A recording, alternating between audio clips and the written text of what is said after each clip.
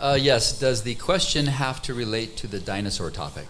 Doesn't have to, and if I don't know the answer, I will admit I do not know the answer. Okay, as someone who believes in creationism myself, of course, it's very obvious to me that there was a creator, Yes. in the sense that almost every living creature has to procreate with a male and a female. So it always is intriguing to me to think how anybody can believe that it took millions and billions of years to take us from some kind of an amoeba format to have all these different creations, such as the different plants that we have and the different animals and insects and the different types of animals that are out there. But you always have to have a male and a female. That's correct. To procreate, which it's impossible to do that with millions and billions of years, because you would have to somehow evolve a male and a female of every single species at exactly the same time just to procreate. So Yes. my question in that is that how do the evolutionists explain that? I don't see any explanation of that. I think it's really ridiculous that even anybody can say that evolution is true, being that that is the fact and that is a known fact. And how do they explain that? All right. Let me answer that in 30 seconds, seriously. 30 seconds begin right now.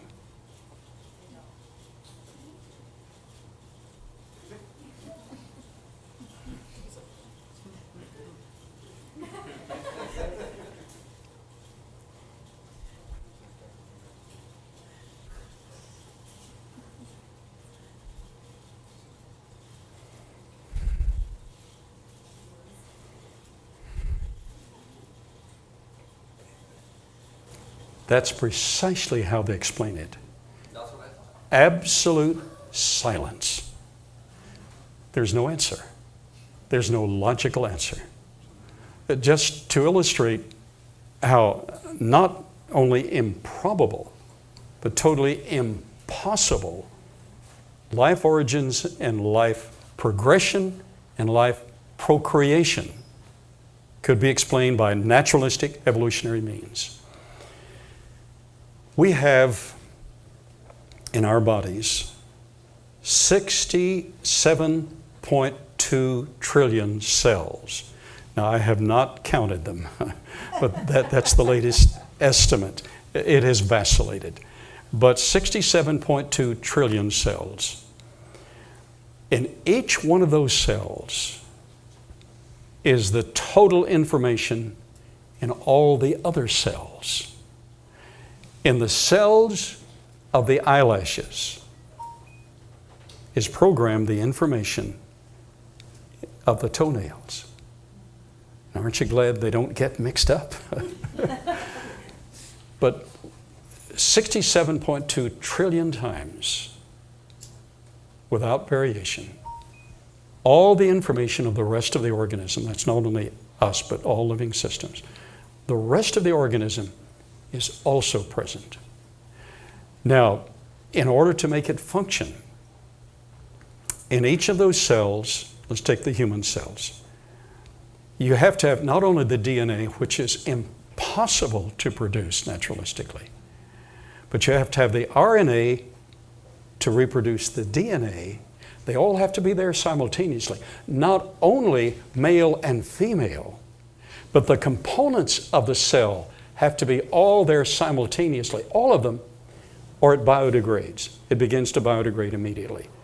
So just the proteins to feed that cell, from which that cell functions, there are 100 different proteins.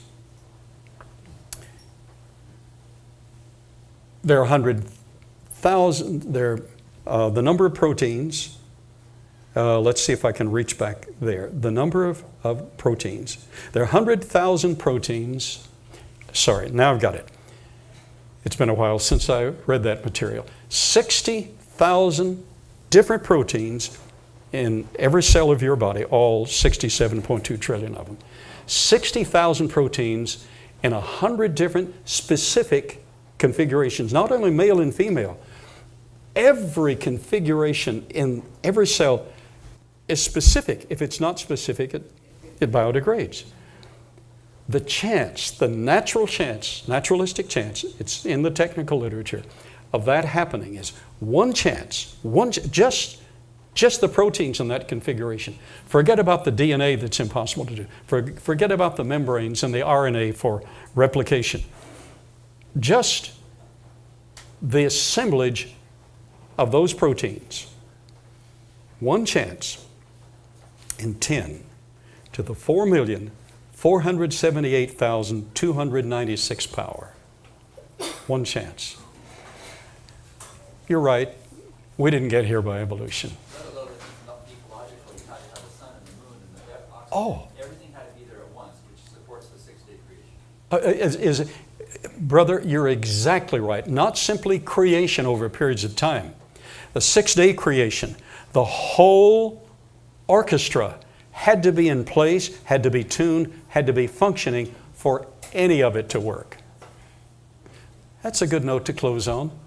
Now you need to go see that evidence. Thank you.